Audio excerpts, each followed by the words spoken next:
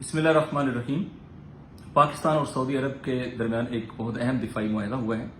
और इसे सिर्फ एक रीजनल डेवलपमेंट नहीं करार दिया जा रहा बल्कि ग्लोबल इसके इम्प्लीकेशंस और असरात हैं। इसलिए कि पाकिस्तान जो है वो एक न्यूक्लियर स्टेट है और दोनों के दरमियान दिफाई मुआहदे के अल्फाज ये हैं कि किसी एक स्टेट के ऊपर हमला दूसरे के ऊपर मुतसव्वर किया जाएगा। गोया आपका दिफा जो है वो मुश्तरका हो गया और इसका मतलब ये है कि अगर कोई किसी एक स्टेट के ऊपर हमला करेगा तो जैसे वो स्टेट अपने ऊपर हमले के लिए अग्रेसिव जवाब देती है तो वही जो है वो जवाब दूसरे मुल्क की तरफ से उसकी हिमायत में आएगा। ये एक बात। दूसरी बात ये है कि इसमें चूंकि एक लफ्ज जो है वो डेटर्स इस्तेमाल किया गया है जो ज्यादातर न्यूक्लियर डोमेन के अंदर होता है। हमारा मौजू चूंकि वो शख्सियात नहीं है कि जो एकेडमिक डेफिनेशंस और इसी तरीके से अल्फाज के टर्मिनोलॉजीज के अंदर बहुत ज्यादा इन्वॉल्व है, लेकिन मैं इस मफहूम को आपको समझाने के लिए एक सादा अंदाज में ये कहूंगा कि डेटर्स जब एक स्टेट न्यूक्लियर बनती है तो उसको एक लेवरेज हासिल हो जाता है, दूसरे के ऊपर एक एडवांटेज हासिल हो जाता है। और वो एडवांटेज क्या है? वो एडवांटेज ये होता है कि दुश्मन या एडवर्सरी को ये पता होता है कि अगर मैंने अटैक किया इस मुल्क के ऊपर जो अब न्यूक्लियर है तो उसके पास ये कैपेसिटी और कैपेबिलिटी और विल मौजूद है कि वो मुझे इररिपेरेबल लॉस से दो चार करे। यानी मैंने अगर हमला किया तो मेरा नुकसान नाकाबिले तलाफी होगा और अगर मैं नाकाबिले तलाफी नुकसान का मतलब यह है कि मैं कभी उससे बाहर नहीं आ सकता, ये इररिपेरेबल होगा। और ये जो नुकसान की एस्टिमेशन है कि इतना बड़ा नुकसान होगा कि मैं कभी भी उस बहरान से बाहर नहीं निकल सकता, ये उसको उस स्टेट के ऊपर हमला करने से बाज रखता है। और ये कैफियत जब क्रिएट हो जाए और हमला आवर को ये यकीन हो कि इस इररिपेरेबल लॉस की वजह से वो हमला नहीं करेगा तो प्रैक्टिकली इस सिचुएशन को हम कहते हैं कि एक डेटरेंस, इफेक्टिव डेटरेंस जो वो क्रिएट हो गया है। ये इफेक्टिव डेटरेंस जो है इसके लिए अमूमी तौर पे न्यूक्लियर स्टेट्स के पास तीन चीजें होनी चाहिए। एक तो न्यूक्लियर होना चाहिए और जो तीन चीजें दीगर हैं वो न्यूक्लियर ट्रायड है। न्यूक्लियर ट्रायड का मतलब ये है, अब चूंकि एक अलग डिबेट है उस डिबेट में नहीं हम जाएंगे, लेकिन ट्रायड का मतलब ये है कि कैसे आपने न्यूक्लियर हमला लॉन्च करना है। यानी तीन तरीके हैं इस वक्त ज्यादातर। एक तो जो स्ट्रेटेजिक बम्बर्स हैं, जो स्टेल्थ टेक्नोलॉजी के हामिल स्ट्रेटेजिक बम्बर हैं जो इस वक्त दुनिया के चंद ममालिक के पास हैं, उन बम्बर के जरिए से आप जो है वो ये अटैक लॉन्च कर सकते हैं। सेकंड क्या है? सेकंड आपकी मिसाइल टेक्नोलॉजी है, जो न्यूक्लियर वॉरहेड ले जाने वाले मिसाइल हैं वो, और उनमें से भी उन मिसाइल की सलाहियत ये होनी चाहिए कि वो इंटरसेप्ट ना हो, यानी उनकी स्पीड ऐसी हो जैसा कि अभी आपको पता है कि हाइपरसोनिक जो है वो आ चुके हैं और हाइपरसोनिक मिसाइल में एक एडवांस टेक्नोलॉजी है और उसके साथ अगर न्यूक्लियर वॉरहेड लग सकता हो तो फिर वो इस कैपेसिटी में होता है कि वो बिल्कुल सही निशाने पे जाके जो है वो मिसाइल टेक्नोलॉजी के जरिए से अटैक कर सकता है। और तीसरा जो है वो सबमरीन्स का है, समंदर के अंदर है। और समंदर के अंदर जो आपके सबमरीन्स हैं उनके पास ये सलाहियत होती है, जो कि मूवमेंट में भी होती है। तो जो न्यूक्लियर मैरीन्स हैं या न्यूक्लियर कैपेबल मैरीन्स हैं, ये सलाहियत उनके अंदर होती है कि वो वहां से अटैक लॉन्च कर सकती हैं और वो भी बुनियादी तौर पे एक किस्म का मिसाइल ही होता है, लेकिन वो समंदर से खुशकी के ऊपर मार करने वाला मिसाइल होता है। अब ये तीन चीजें होंगी, हवा से जमीन के ऊपर, जमीन से जमीन के ऊपर और समंदर से जमीन के ऊपर लॉन्च करने वाला। पाकिस्तान जो है वो न्यूक्लियर ट्रायड तो रखता है, लेकिन उसकी कैपेसिटी या उसकी जो रेंज है वो लिमिटेड है, क्योंकि उसका जो एडवर्सरी है वो इंडिया है और इंडिया के हवाले से उन्होंने अपनी सारी चीजें जो नेक्स्ट डोर नेबर है वो प्लान की हुई हैं और इंडिया के मुकाबले में इफेक्टिव डेटर्स जो है वो क्रिएट भी किया हुआ है। अब इसको ये जो नई बात आ गई है कि क्या सऊदी अरब का दिफा आपका दिफा बनेगा तो क्या न्यूक्लियर डोमेन भी उसके अंदर इस्तेमाल होगी? इसका मतलब है जो भी सलाहियतें आपके पास हैं वो सारी सलाहियतें आपको इस्तेमाल करना होगी। तो इसको हम कहते हैं एक्सटेंडेड डेटरेंस। ये एक्सटेंडेड डेटरेंस क्या है? यानी ये एक्सटेंडेड डेटरेंस ये है जैसा कि नेटो में अमेरिका बाउंड है नेटो एग्रीमेंट के तहत कि अगर किसी नेटो मुल्क के ऊपर हमला होगा तो फिर अमेरिका उसके दिफा को अपना दिफा समझेगा और अमेरिका उसके दिफा करने के लिए जैसे उसके ऊपर अटैक हो तो अपनी तमाम सलाहियतों को बरूकार लाएगा, ऐसे ही किसी नेटो कंट्री की दिफा के लिए वो अपनी तमाम सलाहियतों को बरूकार लाएगा। लिहाजा एक्सटेंडेड डेटर्स ये है कि आप न्यूयॉर्क को ट्रेड करेंगे विद पेरिस या विद बर्लिन या विद अदर नेटो कंट्रीज के जो नेटो के मेंबर हैं, अगर उनके ऊपर अटैक होता है तो फिर आप जो है वो यही समझेंगे जैसे न्यूयॉर्क के ऊपर अटैक हो गया या वाशिंगटन डीसी के ऊपर अटैक हो गया और आप रिटेलिएट करते हैं। और जाहिर है कि फिर आप मैसिव पावर के साथ करेंगे और वो सारी सलाहियत को इस्तेमाल करेंगे। इसको हम कहते हैं एक्सटेंडेड डेटर्स। तो यहां से ही यूक्रेन का मसला शुरू होता है कि जब यूक्रेन नेटो का पार्ट बनना चाहता है तो रशिया उसके ऊपर अटैक करता है, क्योंकि रशिया को पता है कि अगर यूक्रेन जो है वो इस एक्सटेंडेड डेटर्स का पार्ट बन जाएगा और यूक्रेन से उनको पता है कि किस काज के लिए वो ये काम करेगा, तो अल्टीमेटली फिर इसका मतलब ये होगा कि नेटो और अमेरिका जो है वो बिल्कुल रूस के बॉर्डर के ऊपर आ जाएंगे और रूस एक बड़े हकीकी खतरे से दो चार हो जाएगा। ये वो कैफियत थी जिस कैफियत में जो है वो रशिया ने यूक्रेन के ऊपर अटैक किया। तो उसके पीछे भी क्या है, एक्सटेंडेड डेटरेंस है, यानी वो डेटरेंस जो आपके अपनी ज्योग्राफियाई सरहद से बाहर किसी और जगह पर भी इफेक्टिव हो जाए तो उसे एक्सटेंडेड डेटरेंस कहते हैं। तो अब ये एक एक्सटेंडेड डेटरेंस है। बजाहिर तो इसकी जो फौरी इमीडिएट रीजन बनी है वो तो इजराइल का हमला बना है। एक अंधे को भी पता है कि अमेरिका जो इस खित्ते के ममालिक के लिए अपने आप को एक सेवियर के तौर पे पेश करता है, बुनियादी तौर पे अगर इस हमले के अंदर खुद मुलव्वस ना होता तो ये हमला नहीं हो सकता था। फिर ये भी सबको पता है कि ये ममालिक ये महसूस करते हैं कि ये अमेरिका के मुकाबले में नहीं जा सकते, क्योंकि ऐसी सूरत में उनकी अवामी हुकूमतें तो है नहीं, वो खत्म हो जाएंगी और वो अपनी हुकूमत को बरकरार नहीं रख सकते। लिहाजा वो समझते हैं कि अमेरिका की सपोर्ट की वजह से ही उन्होंने सस्टेन किया हुआ है। तो कतर भी इसी बहरान से, यूएई भी इसी बहरान से दो चार है। अब ऐसी सूरत में जो जीसीसी का सबसे बड़ा और पावरफुल कंट्री है वो तो किंगडम ऑफ सऊदी अरेबिया है। तो केएसए ने पाकिस्तान के साथ ये एग्रीमेंट करके दरअसल पाकिस्तान की जो सलाहियतें हैं अब वो केएसए के लिए इस्तेमाल होगी और बिल्कुल vice versa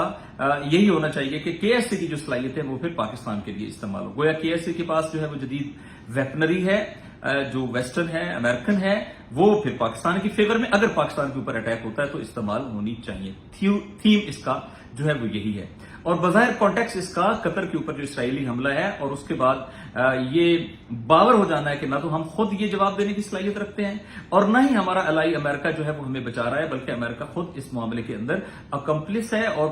party to the attack है। और अमेरिका जो है वो अगर खुद कर रहा है तो इसका मतलब है कि फिर आपको किसी भी लम्हे किसी भी बड़े एडवेंचर के लिए तैयार रहना पड़े। आप बिल्कुल किसी के ऊपर रिलाय नहीं, अमेरिका के ऊपर बिल्कुल रिलाय नहीं कर सकते, रिलायबल नहीं है। लिहाजा ऐसी सूरत में पाकिस्तान की अहमियत उससे पीछे, चूंकि पाकिस्तान का और इंडिया का जो एस्केलेशन हो चुका है, इस एस्केलेशन में पाकिस्तान ने अपनी एयर सुपीरियरिटी, अपनी सोफिस्टिकेशन, अपनी मिसाइल टेक्नोलॉजी, इन सबको प्रूव किया है। और इस प्रूफ के साथ चूंकि न्यूक्लियर कैपेबल एक स्टेट है तो यकीनी तौर पे फिर एक न्यूक्लियर ट्रायड भी उसके पास एग्जिस्ट करता है, अगरचे अप टू दैट एक्सटेंट नहीं है कि वो इसराइल के लिए जो है वो इफेक्टिव हो, लेकिन बहरहाल अब एक नए डोमेन के अंदर चले गए तो इसका मतलब है कि इस तरफ जाया जा सकता है कि पाकिस्तान अपनी मिसाइल टेक्नोलॉजी को, पाकिस्तान अपने सबमरीन्स को और पाकिस्तान अपनी जो दीगर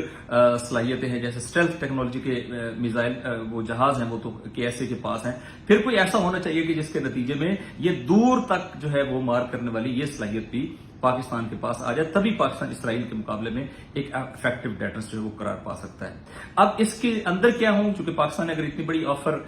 जो है वो एक्सेप्टेंस हो गई और ये एक डील की शक्ल में हो गया है, तो इसका मतलब है कि अब पाकिस्तान को जो इस इकोनॉमिक क्राइसिस से अंदर है इससे निकालने के लिए भी केएसए जो है वो रोल प्ले करेगा और केएसए पाकिस्तान के अंदर अपनी इन्वेस्टमेंट और मुख्तलिफ उनवानात से पाकिस्तान को फैसिलिटेट करेगा। क्योंकि अगर पाकिस्तान इनस्टेबल होगा, स्टेबल नहीं रहेगा, तो पाकिस्तान कभी भी केएसए के लिए मदद नहीं कर सकता। इसका एक और इम्प्लीकेशन जो है वो इंडिया के लिए भी है कि इंडिया अगर पाकिस्तान का एडवर्सरी है और पाकिस्तान के ऊपर अटैक करता है तो इंडिया को अब ये पता होना चाहिए कि इंडिया की सबसे बड़ी मार्केट इस रीजन के अंदर गल्फ स्टेट्स हैं और केएसए है। और अगर केएसए जो है वो इस मसले के ऊपर एक स्टैंड और पोजीशन ले लेता है तो फिर इंडिया जाहिर उसके लिए भी एक वल्नरेबिलिटी क्रिएट हो जाती है और पाकिस्तान के लिए भी एक सेफ साइड जो है वो क्रिएट हो जाएगी। पाकिस्तान के ऊपर इंडिया का हमला करना भी फिर आसान नहीं रहेगा इस तनाजर में कि उसे एक बहुत बड़े इक्तिसादी ब्लॉक से निकलना पड़ेगा जो जाहिर इस वक्त इंडिया के लिए अफोर्डेबल नहीं है। और यहां सारी ट्रेड का जो तवाज़ुन है वो इंडिया के हक में है।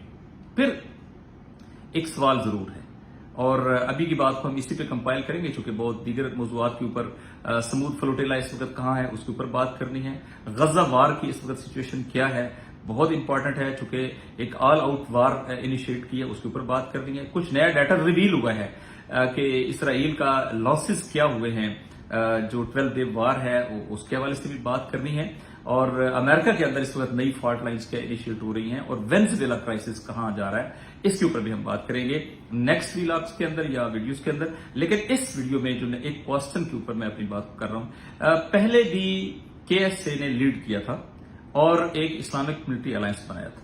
जिसमें ऑलमोस्ट 40 कंट्रीज शामिल हुए थे और पाकिस्तान के एक्स आर्मी चीफ राहील शरीफ साहब उसके हेड बने थे। اور اس وقت توقع کی جاتی تھی کہ فلسطین کی آزادی کے لیے یا اسرائیل کے مقابلے کے لیے یا اسی طرح عالم اسلام کے اوپر جو اگریشنز ہے اس کے مقابلے کے لیے یہ الائنس افیکٹو رول پلے کرے گا. تو ہم نے دیکھا نہ تو وہ کشمیر کے حوالے سے سامنے آیا اور نہ ہی وہ فلسطین کے حوالے سے سامنے آیا، بلکہ وہ بنیادی طور پہ KSA کی ایک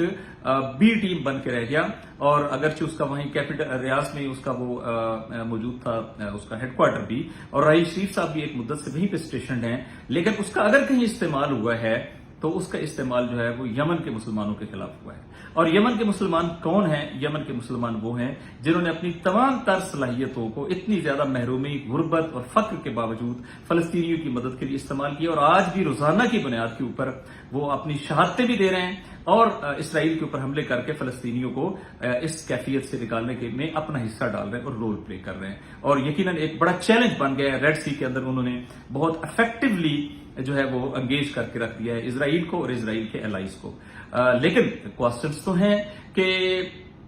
کیا ایسی صورت میں یہ جو کیفیت ہے کیا یہ صرف اسرائیل کے مقابلے میں ہی استعمال ہوگی، یا اگر فرض کریں کہ ریجن کے اندر ریجنل کنٹریز کا GCC کے خطے کے اندر فرض کریں یمن اور سعودی عرب کے اندر، چونکہ ہماری بدقسمتی یہ ہے کہ سعودی عرب کا اگر کوئی مسئلہ بنتا ہے یمن کے ساتھ تو ہم فوراً اسے حرمین شریفین کے تناظر میں لانا شروع کر دیتے ہیں، جبکہ ہم سب کو پتا ہے کہ حرمین شریفین کا تقدس شاید یمنیوں کے لیے باقی سب سے زیادہ ہو. اگر آپ 12 ربیع الاول دیکھیں، اگر آپ روزانہ ہر جمعے کے اوپر ہونے والے وہاں پہ پروگرامز دیکھیں، تو اس پورے ریجن کے اندر سب سے بڑے، شاید میں کہہ سکتا ہوں دنیا میں سب سے بڑا میلاد، دنیا میں سب سے بڑا رسول اکرم صلی اللہ علیہ وسلم کا جو دن منایا جاتا ہے وہ شاید یمن میں منایا جاتا ہے. تو یہ تو نہیں کہہ سکتے، لیکن پولیٹیکل سلوگنیرنگ تو اسی طرح ہوتی ہے کہ جب آپ کے اوپر اٹیک ہو تو آپ اسے کہیے حرمین شریفین کے اوپر حملہ ہے. آپ اپنے آپ کو جو custodian of holy sites, holy most جو ہے وہ قرار دیں گے، تو پھر الٹیمیٹلی آپ چیزوں کو اسی طرح پورٹری کریں گے. تو کیا اس کا کسی مسلم ملک کے خلاف بھی استعمال ہو سکتا ہے؟ اور ایک اور بہت امپورٹنٹ کوسچن ہے، وہ کوسچن یہ ہے کہ اس خطے میں ان تمام کنٹریز بشمول KSA میں امریکن اڈے موجود ہیں، اور امریکی اڈے پاکستان میں بھی اگریشن میں ملوث ہیں، ایران کے اوپر بھی اگریشن میں ملوث ہیں، یمن کے اوپر بھی اگریشن میں ملوث ہیں، اس ریجن کے اندر مختلف جارحیت کی کارروائیوں میں ملوث ہیں. تو کیا امریکی اڈے جو ہے یہ بھی اس ڈیل کے اندر کور ہوں گے؟ یعنی کسی امریکی اڈے کے اوپر حملہ بھی KSA کے اوپر حملہ سمجھا جائے گا؟ یہ ایک بہت خطرناک صورتحال ہوگی، چونکہ امریکہ کسی بھی اسلامی ملک کے خلاف جارحیت کرے گا تو اس اسلامی ملک کو امریکی اڈوں کو نشانہ بنانے کا حق تو ہونا چاہیے. اور اگر امریکی اڈوں کو یہ شیلٹر مل جائے کہ وہ فلاں اسلامی ملک میں ہیں، لہٰذا اس اسلامی ملک سے حملے تو آپ کر سکتے، چونکہ یہ بھی ابھی پتا ہے سب کو قطر کے اوپر جو حملہ ہوا ہے اس کے لیے جارڈن کی فضا استعمال ہوئی ہے اور KSA کی فضا استعمال ہوئی ہے، تو وہ چیزیں تو اپنی استعمال کر رہے ہیں. تو کیا دفاع کرنے والے کو یہ حق نہیں ہے کہ جہاں سے اس کے خلاف لاجسٹک استعمال ہو وہ اس کو اٹیک کر سکے اور اس کو آپ شیلٹر اور کور دیں؟ نہیں، یہ تو اسلامی ملک کے اندر ہے، لہذا یہ اسلامی ملک کے اوپر حملہ تصور کیا جائے گا. یہ بہت خطرناک سچویشن کریٹ ہو جائے گی جو شاید عالم اسلام کو لڑانے کا سبب بھی بن سکتی ہے. اس کے اندر، اس بہت اچھی اپرچونٹی کے اندر یہ ایک تھریٹ بھی پوشیدہ ہے جس کو ضرور کور کرنے کی ضرورت ہے اور کلیئر کرنے کی ضرورت ہے کہ نہیں، اس کا استعمال جو ہے وہ عالم کفر کے مقابلے میں ہوگا، اسرائیل کے مقابلے میں ہوگا اور ان جارح قوتوں کے مقابلے میں ہوگا کہ جو باہر سے آ کے جو ہے وہ یہاں پر حملہ آور ہیں. چونکہ بالآخر یہ کسی ملک کی سوورینٹی کے اوپر اٹیک ہیں، یہ جو اڈے کی پریزنس ہے یہ بھی کسی ملک کی سوورینٹی کے اوپر اٹیک ہے. اور کیا ایسا کوئی میکینزم ہو سکتا ہے کہ یہ تمام ممالک جو ہیں یہ طے کریں کہ یہاں پر کوئی کسی غیر ملکی کا اڈا نہیں ہونا چاہیے، کیونکہ اسی کی وجہ سے دوسرے ممالک کے اندر مثلا اگر ایران کے اوپر اٹیک ہوتا ہے اور اس کے اندر کیسے امکان ہے کہ الوداع ایئر بیس کی لاجسٹک استعمال نہ ہو، یا اس ریجن کے اندر امریکی اڈوں کی لاجسٹکس اور انٹیلیجنس جو ہے وہ گیدرنگ استعمال نہ ہو. وہ ان کا پرپز ہی یہی ہے، ان کا کام ہی یہی ہے. اور کیا کیسے کوئی ملک اپنا دفاع کر سکتا ہے اگر وہ ان اڈوں کو نشانہ نہ بنائے تو؟ اور کیا ان اڈوں کو نشانہ بنانے کے بعد یہ بھی ایکسٹینڈڈ ڈیٹرس کی زد میں آئیں گے؟ یہ ایک بہت خطرناک صورتحال کی طرف لے کے جا سکتا ہے. ابھی تک ہم اس کو پازیٹیولی دیکھتے ہیں، ابھی تک اس کی ڈیٹیلز کو بہت مثبت انداز سے دیکھیں. یہ پاکستان کی ملٹری مائٹ کی ایکنالجمنٹ بھی ہے، یہ پاکستان کی جو نیوکلیر صلاحیت ہے اس کا اعتراف بھی ہے. اور لیکن جو اس میں پنہا خطرات ہیں وہ چونکہ پاسٹ میں ہسٹری میں ثابت شدہ ہیں، یہ ہو چکا ہے، لہذا اس کو مد نظر رکھ کے ہی اس ڈیل کو آگے بڑھانا ہوگا تاکہ پاکستان तमाम उम्मत मुस्लिमा के लिए एक यूनिटी का हामिल मुल्क के तौर पे शुमार हो और तमाम उम्मत मुस्लिमा के लिए एक बाइंडिंग फोर्स करार पाए। पाकिस्तान का यही करैक्टर जो है वो पाकिस्तान को आलम इस्लाम के अंदर डोमिनेट कर सकता है और इस वक्त इस बात को खुल के इतराफ करना चाहिए, यह बयान करना चाहिए कि इस वक्त हमारा जो दुश्मन है वो इजराइल है और इस